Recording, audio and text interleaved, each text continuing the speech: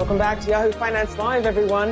An interesting story here. A Virgin Atlantic flight had to turn around 40 minutes into the journey because the first officer hadn't completed his final assessment, and the captain who was flying with him didn't have the designated trainer status in order to fly with them. So now this is information that would have been very helpful before they got on the plane. Now, Virgin chalked this up to a rostering error, but if you were one of these passengers on that London to New York flight who arrived nearly 3 hours late because of this, that's probably not much comfort.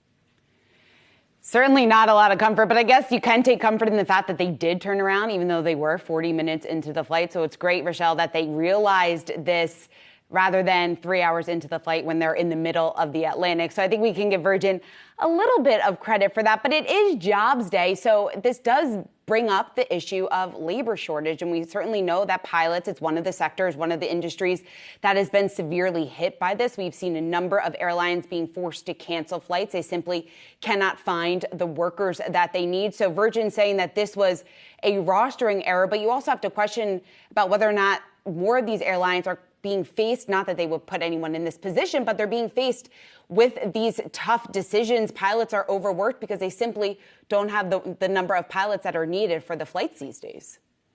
I mean, and that makes sense. I mean, my sister was on a flight where they basically had to sit on the plane because there weren't enough airline staff. They hadn't shown up yet because the last set of staff were so overwhelmed. They were so tired, they couldn't make it to the connecting flight. I mean, you raise a fair point. And obviously, better safe than sorry. Better that, they realized the mistake and were able to turn things around.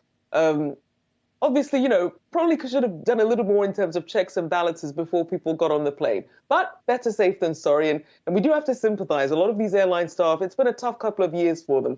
Started off, obviously, with the furloughs at the beginning of the pandemic, now trying to come back to the job and facing issues with, arguing with people who don't want to wear masks or perhaps getting a little bit too exuberant on the plane. So my thoughts are with them. I do appreciate their efforts for sure. Yeah, just another hurdle here for an industry that's still trying to regain momentum, being severely hit, obviously, by the pandemic. And people are back traveling, but still need to see more and more people return here in order to get those airliners back to the numbers that they were before the pandemic.